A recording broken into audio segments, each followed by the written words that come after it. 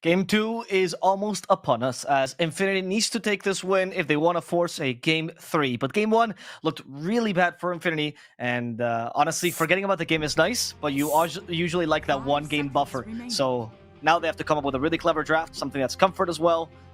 What could we be seeing here? You guys have played against... I mean, this Papita that you're playing against, let's be honest. He's the drafter, he's the captain to decide everything. So, what do you guys see for his drafts? Have you guys ever played against him and thought of one of his strengths? Or anything that defines him as a captain? Papita, Mariano, sorry. He used to be the infamous guy, in case you need to know. Oh yeah. One thing I like to do when I play against non-support captains is focus him, because he usually gets like tilted from it and doesn't give too much calls. Yep. Like when he has a good game. That's an interesting call, actually. What do you? Let's talk about that for a second. What do you think of the idea that an offlaner or a carry can be a captain? Do you think it's equally as good as a support being captain? I don't like the idea of a carry or mid laner being a captain. Like, you should just focus on winning your lane and doing your good stuff, you know? Right, but you think an offlaner is fine? Yes, yeah, offlane's fine, because usually offlane gets a good lane and snowballs through it, so it's easier to give calls than to be like anti-mage farming and telling your team what to do. 5 seconds remaining. Alright, let's get into the draft. This time Infinity starts with Sanking Weaver. What do you guys think of this start, Duster? Yeah, once again, BeastCoast just targeted Michael Heroes. I was actually hoping to see this Monkey King. He plays really sick Monkey King. Yes. But Ben, together with the Hoodwink, so he had to go for Weaver again. I don't like Michael Weaver. I like him more with a hero that can make plays. Like, Yes. Weaver can make plays, but it's not like a reliable stun that can gank, etc. So I think they're already pushing Infinity out of their comfort zone with these bans. It feels like a bit of a waste, right, to put Michael on a hero like Weaver, because I think his potential is so high as well. Like, Marana's the other hero that comes to mind as also an incredible Michael hero. Yeah, I wonder why they didn't go for it. Such a classic combo also with Sanking. I agree, actually. What's the strength of the Sanking Weaver lane? What am I not seeing? Because this lane seems weak, in my opinion. It's not weak, but it shouldn't perform as good as Sanking Mirana, that's for sure. Okay. 10 seconds remaining. What about the Void Spirit now picked up early for BeastCoast? You were clamoring for that, I think, last game RTO. Or not last game, like 2 games ago or so. Yeah, How do you think the hero sits as a first pick? Or 8th pick, rather? I think it's very good. It's just the Chris C-Smile playstyle. He gets runes, he kills heroes, he pushes. He's always playing with a card that pushes waves, because you need to create space for K1, so you push the wave so he doesn't get ganked that easily. That's a very good point, actually. I think when we talk about BeastCoast is the 4 Protect 1 in the very classic style of the mid laners, but another support, right? What's always impressive about Crystallock, at least to me, is that he always seems to recover, though, right? From the early game. Like, you see him die 5 times, and all of a sudden he's like 2nd net worth, and you go, how is that possible? Where do you think Crystallock's strength comes from? They always talk about his hero Ocean, but do you think his playstyle is something that's hard to predict as well, RTO? It's kind of hard to predict, and his team plays so well with him. Like the Whisper Scofield duo plays so well with him. Like we saw the last game, the Mars plus Storm killed TA 3 times, I think. Yep. Such a good synergy between the 2 cores plus the Scofield. Let's touch on that. A lot of people think that BeastCoast is like just 5 good players, essentially, and that's why they make a good team. But do you think that there's something unique that these players just fit well with each other, and that's why they have stayed together for so long? To each other. Like the Scofield's gonna be just walking around creating space for K1 to farm, while Whisper and C-Smile are either pushing waves or killing a hero out of position, and the Stinger is breaking for K1. Like, they're fit for each other. It's quite a crazy team. For those of you who don't know, by the way, for BeastCoast, both Scofield and Stinger are guys that did not play in their positions originally. Scofield actually started out as a carry, and Stinger was an offlaner, and now they've moved into these support positions, and they're kind of... It's crazy good how much they can sacrifice themselves for this team. As we continue with the draft, how would you like this draft to continue for Infinity? What do you think they lack that they could make up for in the next place? Oh, Duster, sorry. Sorry, I meant to ask Duster, my bad. They need some damage, some follow-up for Sand King, because this time they don't have Mirana, for example, so they're gonna initiate the fight. Oh, okay, so they do have Mirana. Okay, so that makes sense, right? Because you wanted the Michael on something more playmaker, so Mirana Sand King much better. Puts Weaver in such a weird position. Why? Is it a core Weaver? 10 seconds remaining. I mean, why not 5? Could be 5, it's just 5 very seconds remaining. unusual. 5. What do you think of 5 back- Weaver, though? What's your opinion on It that? was better before the nerfs, like I remember Puppy playing a lot of it. Mhm. And it's a very greedy 5, you can split push and farm, and you can actually get items as a position 5. Yes. But I don't know, like since the nerfs, I don't know how good it is. And your main item, which is Eggs, got nerfed, so really curious to see how it's gonna be. I want to touch on that because usually, at least in the last patch, it was very common to see the 4 being like the split pusher and the one going for the dangerous farm, right? And when you put Weaver in that position, Weaver kind of overtakes the 4 and farm, 10 especially if the 4 can't remaining. cut waves easily. Are you okay with that sometimes, or do you want to 5 respect those seconds positions? remaining. Like you put a Weaver with a Rubik, and the Weaver's out farming the Rubik. Do you feel like that's a waste of the Rubik pick? No, I think it's fine. Nowadays, the 4 and 5 is very abstract, I Okay. feel. So it depends mostly on how the heroes play. And in this case, it's fine for Eva to farm because Mirana just want to follow Sand King. And she'll get plenty of gold with kills, hopefully. Yeah, I like that. So she BeastCoast, doesn't really no- mind. Now going for the Earth Spirit, like another classic Schofield hero. They like to create chaos. I think Earth Spirit might be his best hero, up there with a Tusk. And the ganking lineup for BeastCoast is looking equally as strong. You talked about the combination of Whisper plus like Chris Luck and Schofield, and Wood Spirit plus Earth Spirit. Pretty good hunting squad, right, RDO?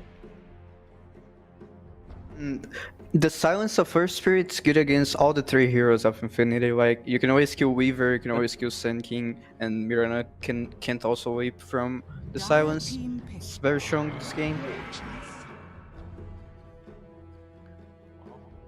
Interesting. Centaur for Whisper. I haven't seen this in forever. Whisper hands. Yeah, actually. What's the why the pick here? I'm surprised by this. 10 seconds remaining. Honestly, 5 seconds no remaining. idea.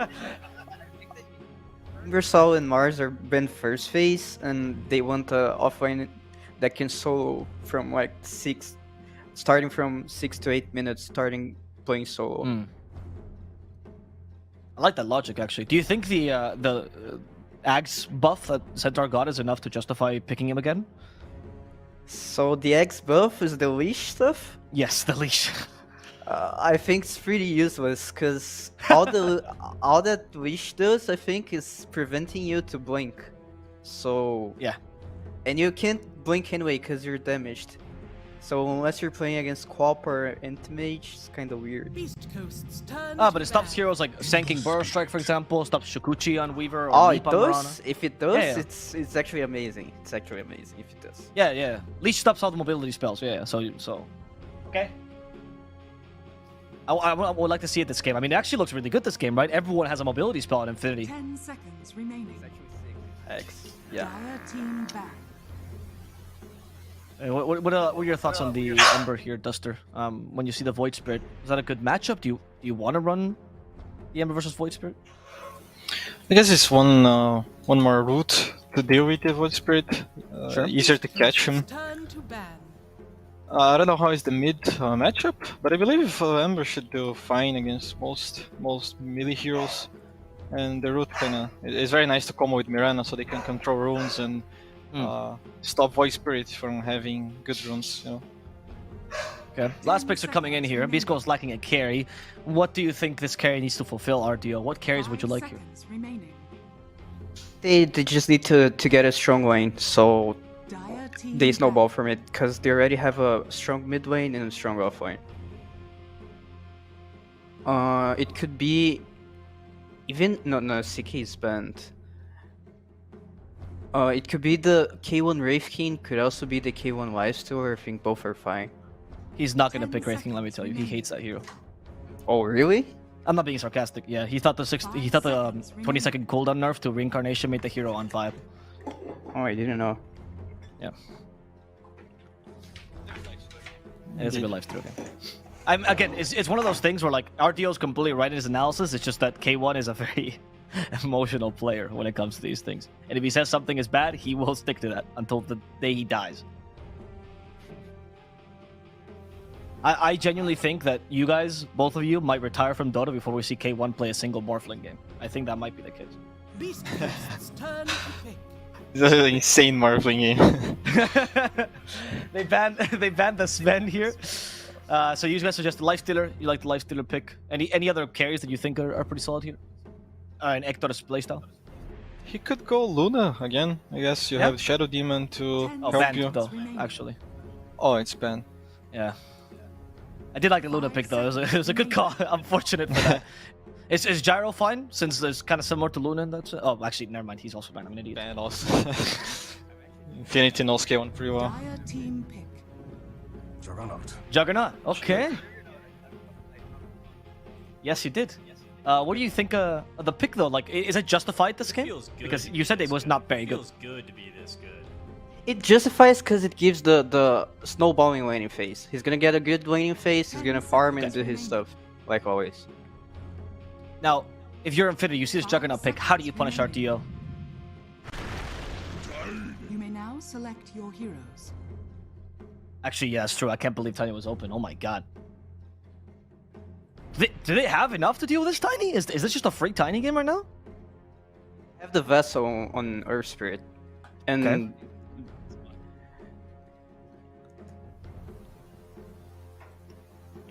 Okay. They also have the Purge from Shadow Demon. Yeah, okay. It helps kite the hero a bit. How's the matchup with Juggernaut? I think Like the core-to-core matchup of the Tiny Juggernaut. I believe Tiny should feel fine about it. He doesn't care about spin. You just right-click Juggernaut to death. Yep. And you also have the bonus armor from Grow, and have some kind of a mobility. Or probably go Shadow Blade or Blink or something, so you can stay away from Omni Slash. I think Tiny's fine with this matchup, and he's a hero that farms very, very fast, so he can maybe have 1 or 2 items ahead of Jug, if Jug doesn't snowball. But considering it's K1, they're gonna be same. K1 could even outfarm this Tiny. Yes, honestly. I've seen him outfarm an anti-mage with a pattern, so I think at that point, anything is possible with this guy. Yeah. So, Duster, what are your predictions then, coming to the end? I'll stay with BeastCoast again. I'm not biggest fan of just Juggernaut, but the rest of their draft looks pretty solid, and I'm an SD fan. I think the hero is broken. I agree, Duster. I'm glad we have someone on the panel with a bit of a brain, man. You're the first person to mention this every single time, and I think it should be said. Play more SD in pubs. RDO, what are your predictions here? I'll also go with the Beast Coast. They have their comfort heroes, and they have the Shadow Demon against Sand King, which is very hard for Sand King. Beautiful, and a great show of ventriloquy there, RDO. Thank you very much. As we go into the game, will BeastCoast be able to take game number 2, as they've already beat the curse of the panel? We're going to have to see, but they do have their favorite casters here to narrate this wonderful encounter, because it's Lacoste. That's disgusting. Not again, please. Never again. Oh, dearie me. Lacoste, Infinity have tripled, quadrupled the amount of stuns they've got this time around. They've got Sand King, they've got Mirana, they've got tons to go along with that. Tiny, what are your feelings on their chances this time around against BeastCoast? They have a setup for Mirana, which I'm a big fan. Makes Dota very easy to play. 30 They do have seconds to Sanking. They do have later on Searing Chains from Ember Spirit. Even though BeastCoast draft looks much more solid, I would say. But the one thing that Infinity has is heroes who don't rely on any cooldowns. They can legitimately play without Epicenter at all and just keep playing Dota. On the other side, there is like Stampede, there is Earth Spirit ulti, and the Omni Slash. So Infinity, if they want to like keep fighting, if they get a slight advantage, I can see this draft working out. On the other side, the panel talked about like this Juggernaut. It could have been like a different hero. Oh god, they're gonna force Mirana to have leap level 1. This is a disaster. It was pretty cute what they were doing, trying to wrap around the Mirana body block with the SD disruption illusions plus the 2 heroes. And you're right, leap level 1 feels pretty bad. So no securing range creep, no. This is when you, as a Sand King, you tell Mirana, leap the lane, please. Let's get the hell out of here. There's nothing you can do. It's like when your Enigma would like level Malefice level 1 instead of Eidolons. You're just like, well, the first 2 minutes of my game is kind of useless now. We've got Sandstorm and Sand King. Just trying to get what he can out of this early laning stage.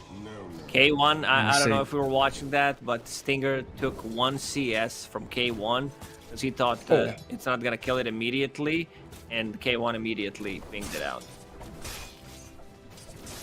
He's 1 step away from dropping his items on the floor and destroying them all. Don't do that again, Stinger. Mid lane is, of course, the 2 spirits going at it. Ember and Void. See Smile missing out on his Ether Remnant. And this Sleight of Fist, so annoying. Chipping away little by little. Pure skill-based matchup. Not too much to say about it, I feel like. From what I heard from the pro players, this is like 50-50 straight up. It's how good you are at Dota.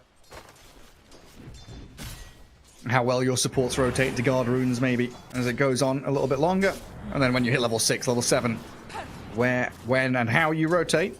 As a cheeky little arrow lands onto K1 from Michael, leaping forward. Michael wants this kill on K1, and he might just have it. First blood grabbed, and that's the Mirana who went leap level 1. SD and Juggernaut are not like the strongest laning partners. You have disruption into spin, which is not deadly. You have no slow, no stun whatsoever. Sand King does have Burrow Strike, has Invis. Mirana can leap away from it. But yeah, good start for Mirana, considering that she started with leap level 1 and now can come back to the lane, put some more pressure. I want to see what the item build on Mirana is going to be. I've seen position 4 Mirana's building different items, like going for more greedy build. Diffusal Blade got buffed up. So I've seen some like Diffusal Blades, or either Rush or like a second item Diffusal Blade. We'll see what he decides to go for. It's pretty popular in EU. So I guess it's not super important to go like an Urn Spirit Vessel here as Mirana, right? We Not don't necessarily need that. Yeah, the only healing that they got is Healing Ward, but the overtime damage, the mana regen from the item is really good. Gives you the tankiness, bit of the stats, like exactly what you need, but we'll see. I've seen, I think it was NA that Mirana picked up Diffusal Blade as 3rd item. I was a bit surprised. They didn't look good that game, but seems like players are onto something. Yeah, something to watch out for, that's for sure. A bit of a lead being built up right now by Infinity. Looking at the CS of their cores, they are ahead of their counterparts. PP 15-2. Sleight of Fist spam now with a Blightstone. Always a problem, as Mariana just throwing a quick Burrow Strike and Stinger dying to Michael along with the Juggernaut's Courier. Mirana causing some serious issues in behind that bottom tier 1. Good start. I like it. I mean, they should not win this lane for BeastCoast. They have like no kill potential whatsoever, so one of the reasons why this lane is going well. They didn't address the Sand King, something that was talked about in the first game where you completely zone out the hero early on. Didn't happen this time around because Shadow Demon is not, as position 5, he's not as strong, and he also started with disruption. You know, it's not as easy as people would think because you don't have mana. You don't have any way to just use your mana. Like, you use your mana and then you, like, having a clarity, you need to bring mangoes, you need to bring healing cells for your carry. There's just not resources that you get. Maybe that's why Stinger took that 1 CS. Needed the 1 clarity. Like, please, 1 item. Let me stay in the lane. Well, go again. Burrow, arrow. Lots of magic damage. Bit of a save from Stinger.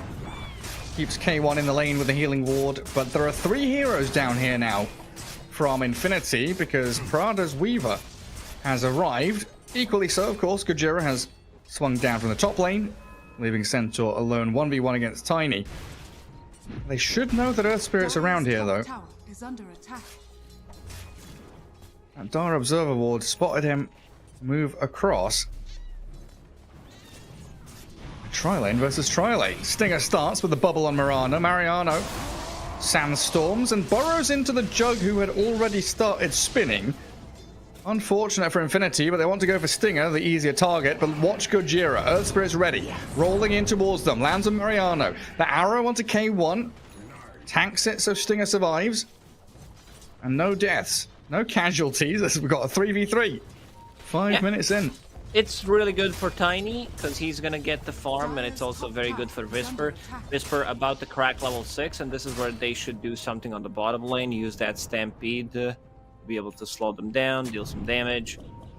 Mid lane. Ember Spirit at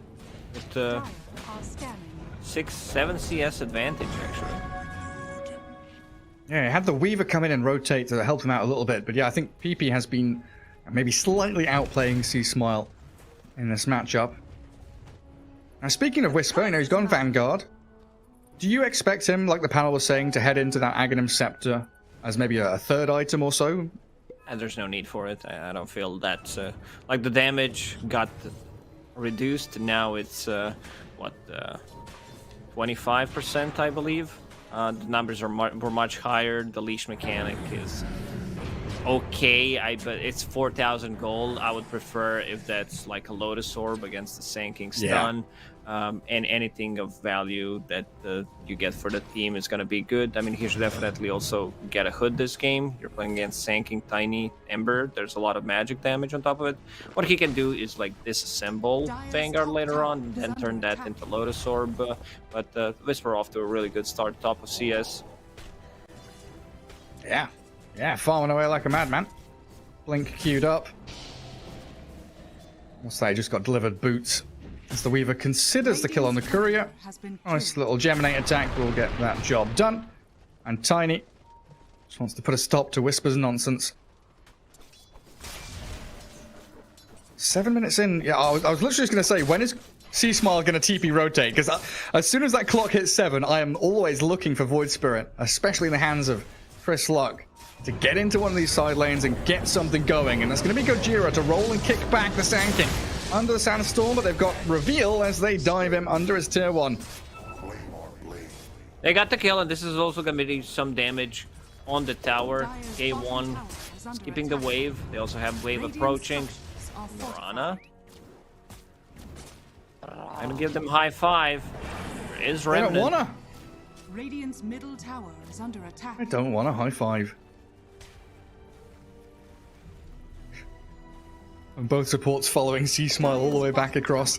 But it's PP with the Invis Rune bottled up. And potentially the knowledge that they have high ground vision up there.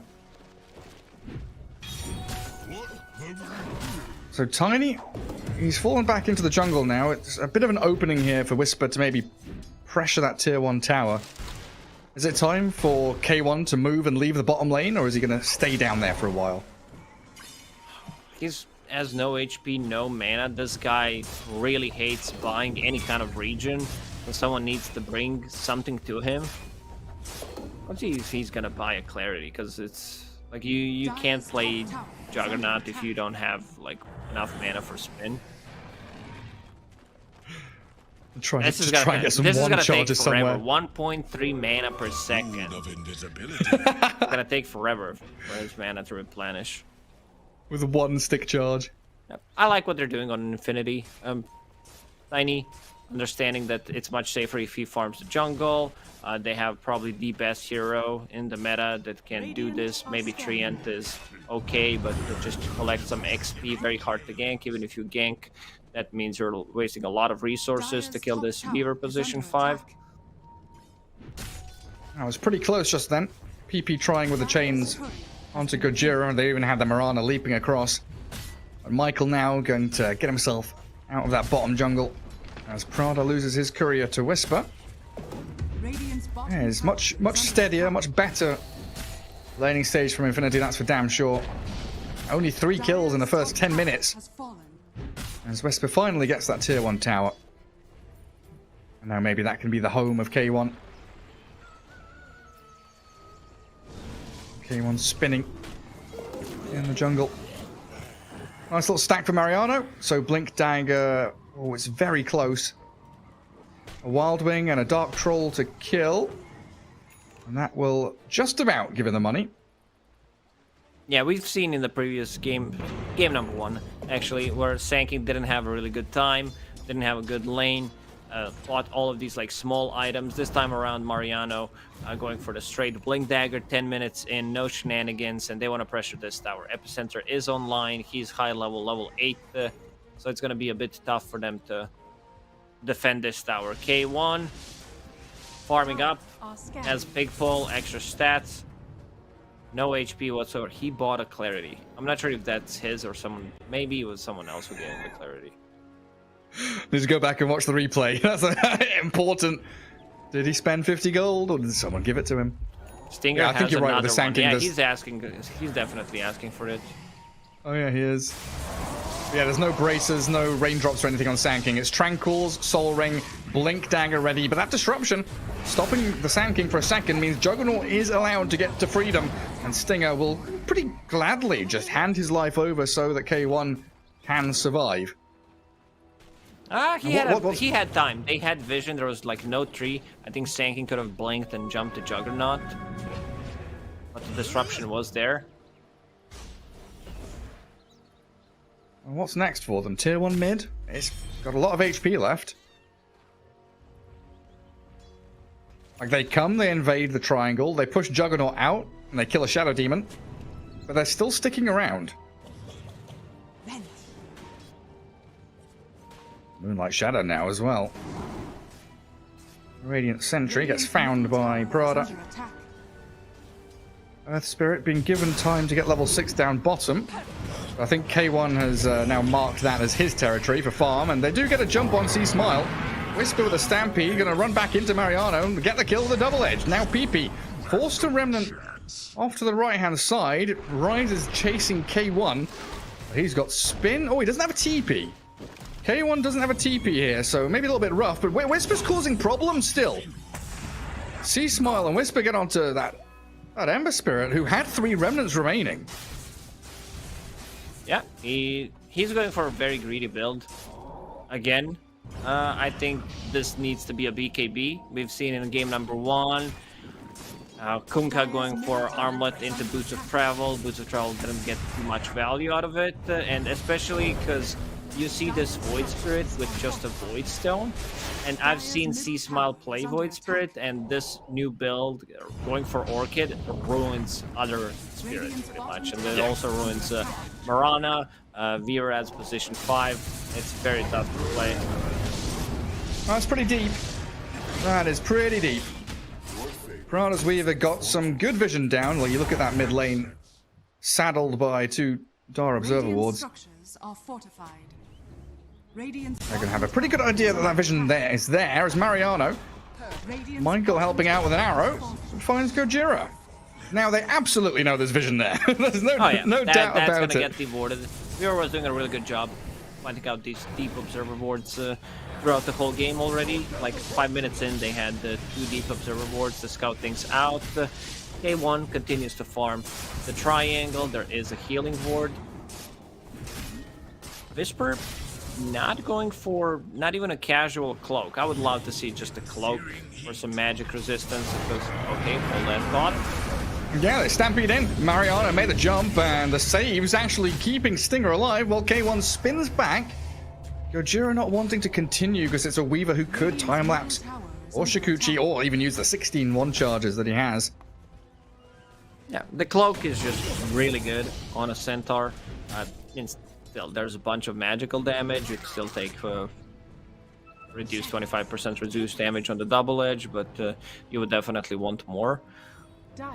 You can get bursted. Like he has Lotus queued up, which I talked about, which is a great item here. Gives you a tankiness and great against the Sanking and the Searing Chains. But okay, another good arrow. Kind of all in. Yeah. Whisper. He was wanting to blink stomp into that, but Infinity 5 men strong. DD rune on PP. Sending remnants over that small camp. Try and spot BeastCoast. Radiant's middle tower has fallen. C Smile even hiding under his tier 2 there. Very, very disciplined from him. The only one showing on the map right now is K1, knowing that he has spin TP and that there's nothing to stop it, right? No one can stop him from spinning and TPing home. Unless they initiate, might- he should be careful. Well, they got Stinger with an arrow burrow. Whisper, he's trying to battle back with Gojira rolling in. Do they have the stuns and silences it takes to kill the Weaver? It looks like they might just be able to do it as Prada. Found by the Void Spirit. And C-Smile with Orchid ready, wants to Astral Step and jump in for more. They get the counter initiation though. They stop Great the play Ember from from being K1. initiated on, but it's too late. Down goes the Ember, and K1 is back into action. Another little Geomagnetic grip into the Omni Slash, and Michael. The killing spree for Marana handed over. Free bonus goal for Juggernaut, and the bonus kill on top is the Sand King. It's another team fight where it's split 3 ways, and BeastCoast find a way to win every single one of those small engagements. Man, they're missing on the timing once again. The Tiny was about to come online. That's a full Shadow Blade on Tiny, and they definitely needed that. Like, they needed him to be in that fight. He didn't want to join the fight before, so not really synced up with the item timing and what everyone wants to do. Weaver's gonna die again. When I said great fight from... great move from K1 is that he used the Blade Fury on the stun target and tanked the arrow for him. Oh, nice. That's a really cool thing you can do with the Juggernaut. Tank one for the team. And this game, I feel like something similar happened in game 2 where they had Broodmother and didn't play around her. This is the Tiny in this game, where they just needed to wait 30 seconds for Tiny to be fight ready. He needed that Shadow Blade. I'm gonna pick up the Shard now, so maybe this is the timing. But yeah, I feel like Infinity should have had slight lead considering like how much farm this Tiny got. All they needed to do is wait. Yeah, I mean, at some point it has to become follow the leader, and Tony is that king of the map, but Sand King and Marana always so good at jumping in and finding targets, but that's Whisper with the counter initiation, the 3-man stomp, and now the Omni Slash dancing around and doing so much damage. This Juggernaut needs to come back and help out Whisper because there's a 2-man burst strike and rises. It's his turn to cleave them. Jesus. That's what I mentioned. Like Tiny, this is his timing. Depending how much farm you get, between 15 and 18 minute mark, you want to be active. Like your combo is about to be maxed out. You have the Echo Saber plus the Shadow Blade. So pretty much the supports die. For the cores, you might need a little bit of extra help. But yeah, Whisper, he had a really good game so far. He had some amazing initiation since the dagger pickup. But they managed to bring him down once. Yeah, I mean, that Tiny just comes in and double taps 3 heroes all lined up for him. Sand King and Marana equally having some pretty good initiations. This time, though, Gojira's turn to find the Marana.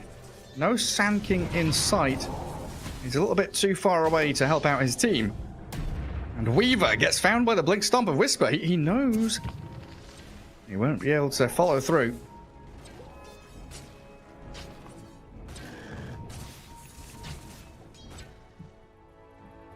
BeastCoast all piled up down here. They've got the high ground vision. Try and play around their ward as they scan behind the tower bottom.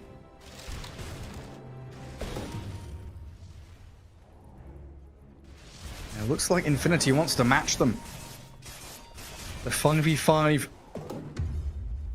They have only 1 dust. They have no sentries. So okay, there's 1 sentry near the tower.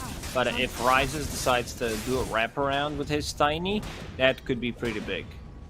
Seems like they don't want to take a fight. See Smile showing on the top lane. Now it's time to strike. They know that if they connect on time, it's gonna be 4 versus 5. Yeah, they get that important D-ward. Now BeastCoast, very limited vision. They basically only see creep waves and their heroes. They have no observer wards down. That could allow for initiation to come, but it's Whisper and Gojira who get the play first onto Prada. With Weaver falling, that, I mean, theoretically that was like a 5v3 that BeastCoast wins. Weaver caught out of position. Weaver needs to be careful about, you know, doing this stuff. Yes, you're position 5, but you want to get your spells off in a fight, potentially get a time lapse off, bait them into something, and then like be annoying. Ember Spirit did in the end decide to go for BKB instead of Boots of Travel, which I really like. I don't feel like there's enough time to go for the boots of travel. Like you're missing on your timing, and you see this Orchid on a Void Spirit. You need a defense. They, like other supports, don't provide you with anything. There's no saving items yet, so you gotta take care of yourself. Tiny now has a Blink Dagger, so it's gonna be much easier for him to close the gap, get in, and also get out of the trouble on top of the Shadow Blade. Yeah, he needs to play that in and out game because of Stampede, both spirits with maneuverability. Try and play around the spin of Juggernaut as well. Tiny is top of net worth, but K1's about to match him with the clearing of this stack, it looks like. Just 1,000 behind. Middle tower has fallen. The Dire really love these incredibly deep wards. They just keep getting deeper, and like every 5 minutes, the new wards they're putting up are like another Yeah, it's just 2,000 deeper range and closer to the exactly Radiant base. waiting for a tier 4 tower board somehow. Yeah, he's going to ward in the fountain, but there we go. Stinger. Glimmer himself up, so he's safe. They don't get the kill on him. So now Stinger can turn and disrupt up as they kill the Tiny with a K1 slicing away. Gojira and Stinger have now found the Weaver with the Omni Slash coming. K1 doesn't have reveal, so the Weaver slips out with the Shikuchi. Mariano in the tree is going to get found by Sea Smile, it looks like. Sandstorm's ready in a second. Whisper has a stomp. Do they know where he is? Can they find him? Where are my supports? Shadow Demon, no reveal. Dust, sentries, anything to see him? Any AoE damage? There, the Orchid Soulburn finishes him off. Nicely done. There's some communication issues on Infinity. Ember Spirit was not even in that fight. He was trying to push the top wave and get his BKB. Finally has it, and now BeastCoast still already inside the pit. We've seen the power of Shadow Demon against Tiny. No matter what you get, no matter what item you get, you're gonna get Demonic Purge in the fight because you're the main target, and also the Soul Catcher pre BKB takes, which is maxed out, 35% of your current HP. On Tiny's HP, that's 1,000. Yeah, that's 1,000 damage. And Gojira doing a great job blocking Infinity away from the Roche Pit, so no contest comes. Free Aegis there for K1. Dire's bottom tower is under attack. Doesn't feel like he was close to dying in any of the past 2 or 3 fights, but giving him the Aegis means he can just play that much more aggressively. Tanking starting to fall off as well. As an offlaner, he did not get a single item. He had 20-minute dagger, right? Ooh, Ember has to BKB. Yeah, I mean, now Gojira changed up. PP, he came to play. That was BeastCoast going in on the BKB Ember and losing 2 heroes for it. Dire's Yeah, bottom very tower hard is to under get a attack. kill on that Ember. Maybe they didn't realize he has a BKB. Oh. A lot of players don't tend to click on others. They focusing on their own game, so sometimes it happens. Or maybe they were just trying to get a BKB charge and get out, but Infinity was ready. Maybe, yeah. They absolutely were. And yeah, it was like 11-minute Blink Dagger with Soul Ring Tranquils.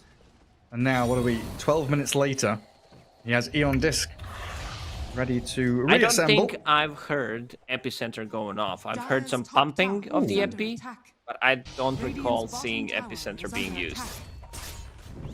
Yeah, I'm not sure, honestly. I can't remember understand either. why, because he wants to set up for an arrow, so in a lot of situations he uses Blink Stun and then dies. Just a straight burrow. Now maybe the FB, but Gojira. Oh, To cancel that blink, in silences. comes Whisper, the 2-man stun, the silences, and a triple for Sea Smile as they move in towards the Ember now. He's PP got a DD, yeah he does, but he's been banished. Sent to the Nether Realm as they focus the Tiny. Look at this, stampeding forward. The horde of angry BeastCoast heroes are on the Tiny to give Sea Smile an Ultra. Where's my Rampage? Give it to me. Come on, PP. Get over here. Astral Step up onto the high ground. Rolling in. Gojira trying to body block. Whisper. Come on. Give it to Sea Smile. He wants it desperately. PP. Is he trying to TP? He's home. He's away safely. TP with a TP in the end, huh? Almost. As soon as I said that, I knew you would comment on it. Tough one. Really tough fights for Infinity.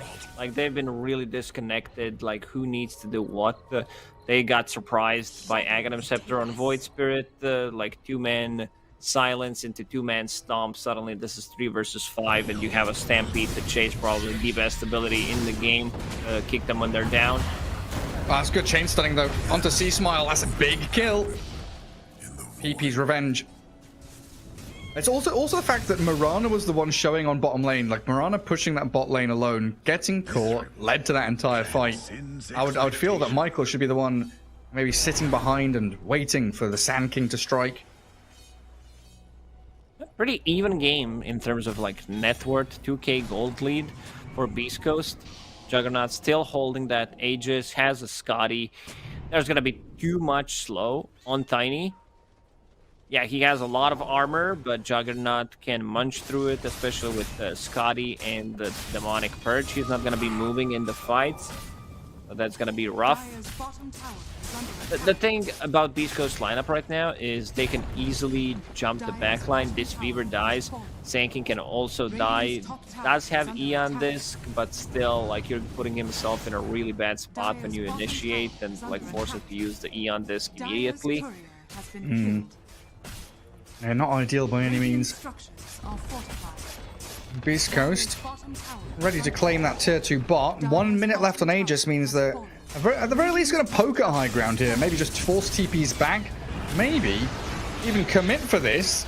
Yule's on the Centaur and the arrow to follow. Radiant's top tower They're not committing on Whisper though. He's got 2,500 HP with Vanguard Lotus.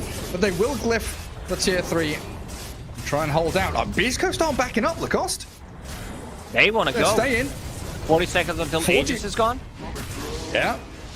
Got Jira on the right-hand side, looking for any roll targets, getting a little deeper in they that tree know. line, They but he saw has been Gojira. pinged. And the 2 remnants, very nicely placed, guarding that entry point. They get the tier 3 and they back up. And it looks like they want to hold this dire triangle with a couple of heroes. Lots of drawing on the map. Yeah, not sure what that means. Need to decipher it. Push bottom and push mid lane. Ah, the classic. And he just reclaimed though. Window for an infinity. Dire scan. Radiant scans the Dire. So BeastCoast knows Dire's middle tower is under that attack. high ground is being held. So they're just going to keep pushing by proxy, basically. Double observer wards, scouting every move if Infinity wanted to contest the triangle. Ryze is finding himself a nice spot in that mid lane.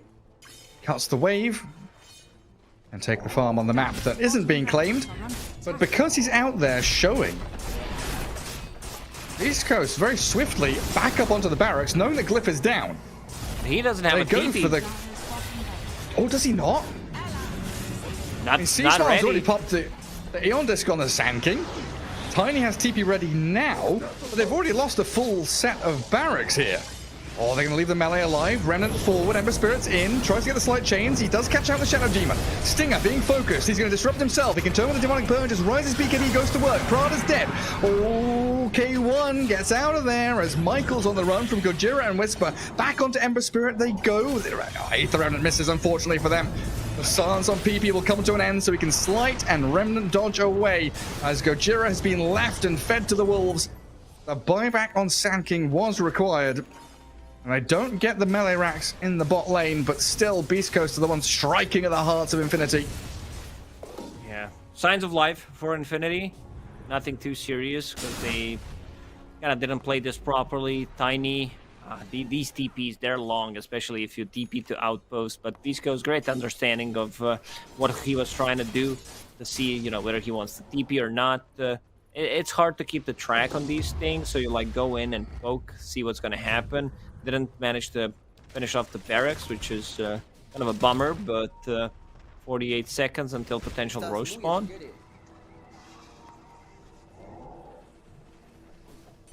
Yeah, they could come back in again if they wanted to. Lotus onto C-Smile gives him that added layer of safety. So Burrow into Burrow. Where's Michael's arrow? Oh, he's already used it.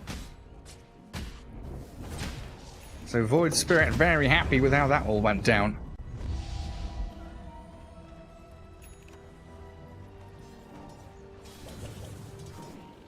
Infinity. They only have PP showing on the map right now. Ember Spirit mid. Everybody smoked and running in front of him. Rises leading. Oh, the smoke breaks. And Gojira, the one that they'll jump. Seasmile is in with his Resonant Pulse, silencing the two of them. They've caught up Rises, but he turns with his BKB. And PP is actually whacking away at Seasmile, forcing that Remnant off to the right to buy a bit of time. But in comes K1. The spins, the hits, the crits. Down goes Tiny and Marana. It looks like Ember Spirit might be joining. It's a great burrow Epi. 3 men stunned up. But what can they do with no follow through? Mariano dies. And PP will join them in that mass grave. It's 5 heroes dead. And honestly, what hope do they have? They're being outplayed every step of the way. It's a tough one. This Tiny playing into Shadow Demon, into Scotty. He doesn't move. I checked his move speed, 100 move speed in a fight. This is not what he wants to do. He wants to be able to maneuver, go in, and they also have like no ways of amplifying his like damage. There's Solar Crest, which is fine. I didn't see that Weaver had Solar. Bugs are there, but feels like he is on his own in a lot of these situations. You're like, well, you need to figure out how to get out of it. Because Shadow Demon will not pop Demonic Purge on anyone else. Yeah, just aim Tiny. That's it. His Soul Catcher was great early on. Now his Demonic Purge proving incredibly useful. Lotus Orb is bottom okay lane. if you precast it, but Shadow Demon will most definitely use it and not care about himself if it gets reflected. Look at Seasmile, man. He just blows up Michael. Does he get another one here? Resonant Pulse on cooldown. He's used both charges. Orchid also on CD, so it looks like Gojira rolling a little too deep there. Didn't have his mans with him. Seasmile going to dissimulate down to low ground, but Mariano looking for it. Remnanting forward with PP. Ember Spirit chasing Seasmile, but they've got the Stampede until Rises. Lands the Blink Avatos combo. Well, it looks like K1 is just taking buildings down. Objective taker. And he knows they have nothing against the spin PP. Gotta get out easily. Roshan is alive. My god, the last-ditch effort.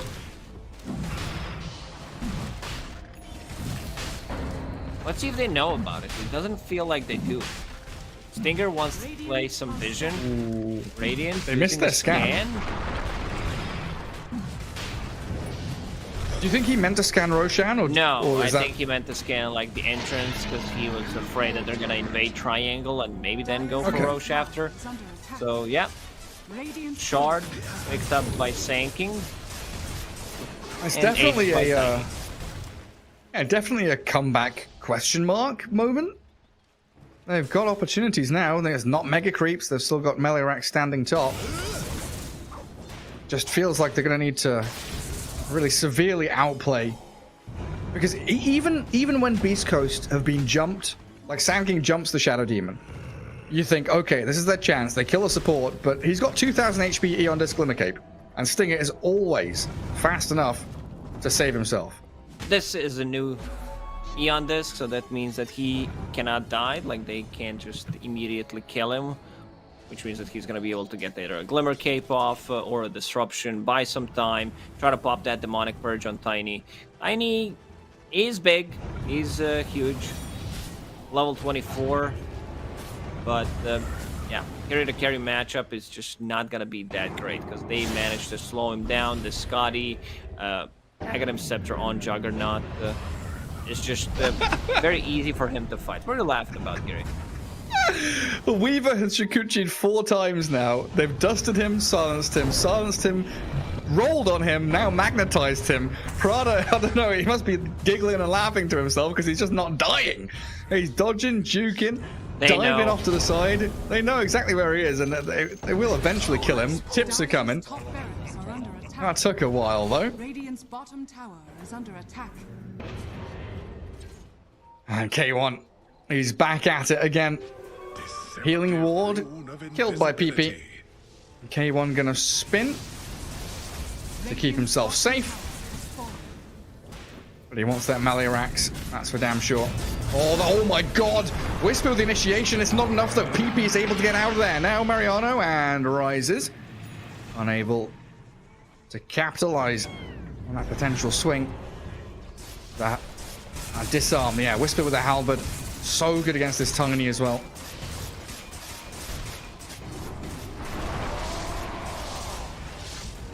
K1 back to the forefront. Another halberd onto rises. Tiny can do very little this game between the purge, the halberd, and being permanently silenced. They proc the undisc of Sanking, so that's something. He does not have a buyback yet. More than a minute.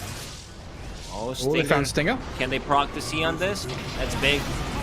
Demonic Purge. There's the Eon Disc. He's got Disruption ready, and he waits as long as he possibly can to use it up as Gojira, Stinger, both dropping to PP and Michael. And what's happening in the back end of the fight? Because K1 is running around looking for a target they can stick onto, and it will be that Marauder. A long last going down. K1 TP's home after the spin.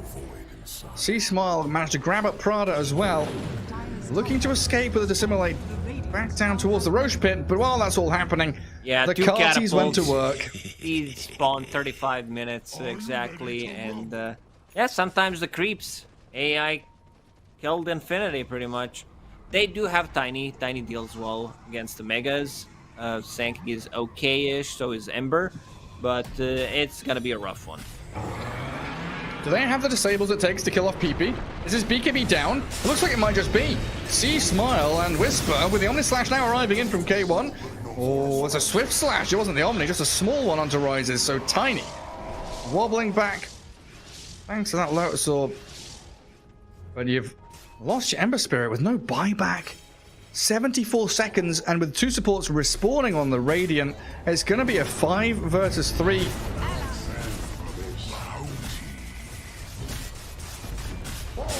And they are in on these tier 4s. Mariano gives it a try. Loses half of his HP in a matter of seconds. Dead without buyback on the Sanking now. Rises disarmed, so he can't even hit anyone. Another swift slash from the Juggernaut. Gives C-Smile a double kill, and GG is called. It's 2-0 to BeastCoast. Yeah, they looked much better in the second game, I would say, compared to the first one, but only slight improvement. This team needs a little bit more, because the first game they had a bit of a broodmother problem, how to play with her. Second game they had a Tiny problem, which like they didn't wait until he farms his item, which is crucial, and also then they didn't wait for the Ember Spirit because he was like 300 gold off the BKB. BeastCoast, you know, typical BeastCoast game in South America. They go in, they make it feel like it's close, but at the end of the day they win. Yeah, I think it very often comes back to that, like you're saying, kind of synchronization, team cohesiveness, the ability to play off of each other and not just have your timing and your items, but everything has to culminate together as a squad. BeastCoast, proving they are still up there and able to cause chaos while carrying K1 through that early farming portion of the game. We'll hand it back, though, to the panel with Alvo and the boys as BeastCoast take yet another victory.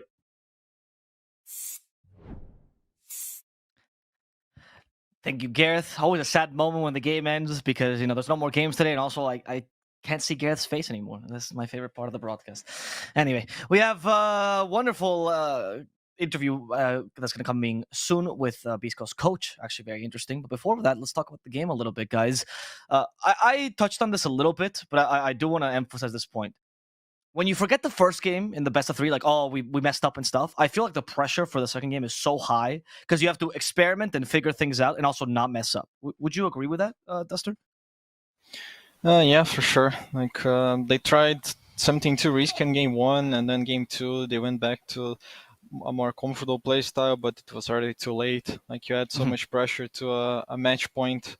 And if they had like a third game, or if they had a second game right now to play, they would for sure do even better. But it's just, game 1 was just a wasted opportunity for them. RTO, when you've been on teams, were you okay with like the first game being like a crazy cheese draft, or do you think that it's better to try to measure your opponent in the first game? I think the cheese drafts are fine if you're comfortable with it. Like when I played Okay. on Level Up, Funny liked to less pick Brood and Visage, and he was comfortable with it. So if the Brood player is comfortable playing Brood, why would I complain? Right. You felt like Papita might have not been comfortable, or the team was not comfortable with Papita playing Brood, perhaps. But more about the team, because Mhm. as Duster once said, when you play some cheesy heroes, it's not about you knowing how to play the hero. It's your team knowing how to play around your hero. Like Yeah. Meeple or Husker drafts, it's more about team knowledge than player skill. Yeah. Okay. What can you tell me about the second game then, guys? Did you? I mean, you guys both went for the Beast Coast draft. By the way, great job. You guys have lifted the curse. We did it. What did you guys think went well for them? Like, why is it that the Tiny didn't really get online here, Duster? I think Papita just played Sand King position 4 this game. Okay. Like that was one of the worst builds I've ever seen for the hero. Like he didn't go like something like a double bracer or a double talisman. He went Tranquil Boots, Blink Dagger. Most players opt for Travel Boots because you become like a global threat. Mhm. Also, he did Aeon Disc against Shadow Demon. It's gonna get purged. It's useless. Uh, Use would be the same case, but then you can go for something like a Shiva's Guard for the bonus armor, or even a BKB. Like Seasmile did the double silence build. He went for Orchid Eggs. Like it's such a nightmare to play against. So maybe like a BKB would help him a lot. Not the Aeon Disc and Tranquil Boost. Just he couldn't scale. Like at one point, I think he had the same net worth as Michael, the position 4. Like Yeah. he just couldn't come online with the Sand King, and I think the hero is one of the most broken heroes right now because he scales into such huge damage. I want to ask you, RDO, genuine question. Have you ever played with someone that does these weird builds? Like someone that thinks really outside the box every time he plays a hero? Sexy Duster's Fat, laughing.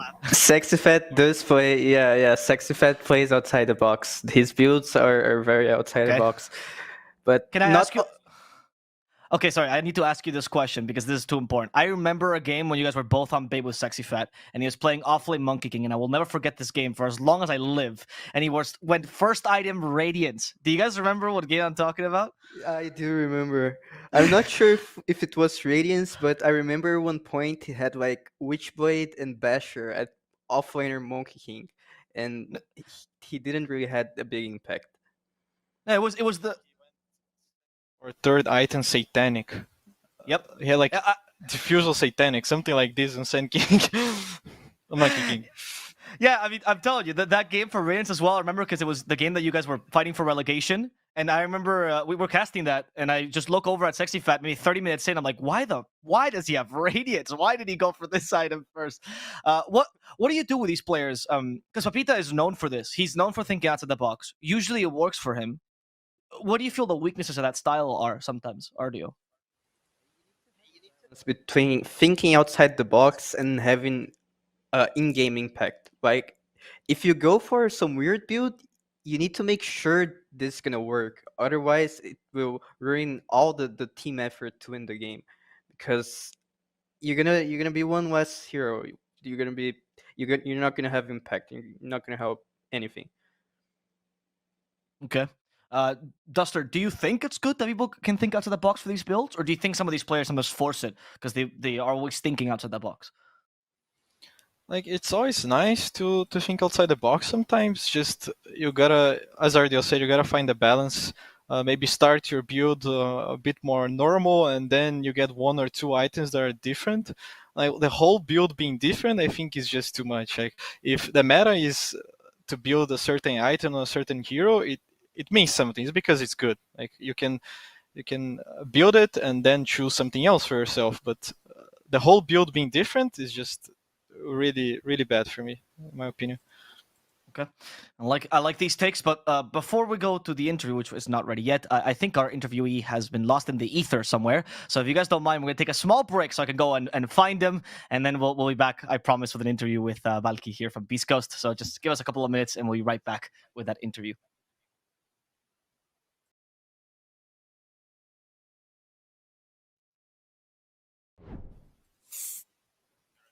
All right. quite nice. Always nice to see a player that transitions and that he's being helped literally by the community. Like it's just his friends helping him transition into a difficult position. Going from player to coach is never easy. You can ask a lot of coaches. I had an interesting conversation with Awi at TI where like he was telling me that at first you think it's easy because you come from a player and you think, oh, anyone could be a coach because that's the position below you. And then as you try to do it, you realize, oh, each part has its own complexities. And I can't just assume that I'm going to do a good job because I'm a high level player. And you can see Balki really, really working hard on that. So it's always nice to see. Yeah, you guys ever worked with a player coach before? Someone that like couldn't really find a team and was forced to coach? Duster RDO? I had misery, man. Oh, how was that, And, Duster? I ended up with a coup. He was my spot shortly after. So I personally got some trauma with player coaches. A guy Right. that changes constantly between them. But Now I see why you like Astini. That makes Yeah, sense. I like coaches as a position. I think it's very important. I'm glad to see other SA teams doing it. I just don't like this player coach changing, swapping much. All right. As we get to the end of the broadcast today, I always like to highlight one good thing that any of the teams did. So RTO because you did all the panels today. Anything in the matches you really like that you haven't seen from teams before, or you think it's an improvement from whomever? K1 draining fights early and taking arrows with Juggernaut spin. I found that really clutch. Like he saved his team like 3 or 4 times just by spinning and taking the arrow from the combo. So it's really cool to see. Love that. Duster? C-Smile playing today. He would played so aggressive, so well, and it's just nice to see Chris Luck playing well. It's usually you don't get to see so often. That's true. The consistency of C-Smile is something we always appreciate. As we end the day, we hope you've enjoyed the games today. We won't be back until next week. We'll be back on Thursday for some more upper division or Division 1. But if you guys want to catch the Division 2, that's going to be tomorrow. It's Division 2 day, and it'll be on this very channel. At a similar time, it's going to be 3 a.m. for SEA, which is 2 p.m. if you live in Peru, or if you live in the West Coast. And if you are in Europe, that's 7 hours less. 8 p.m. European time, Western European time. If it's Russia, it's 9 p.m. If it's Portugal, it's 7. So we hope you join us for some more Dota 2 if you are interested in watching more SA Dota. And I think today, between the interviews, between the talks with these pro players, you're starting to understand maybe that the SA is honestly the most tight-knit community I've seen. You get someone to coach, and then someone else helps them because they're friends. That doesn't happen everywhere. We might be small, we might not have the biggest support, but goddamn do we try. And that is something that you guys can be part of. So anyone out there in the chat that's been supporting us the whole day, that's watched us, we really appreciate you. Thank you for your time. Thank you for your patience. And we hope to see you again next time. Until then.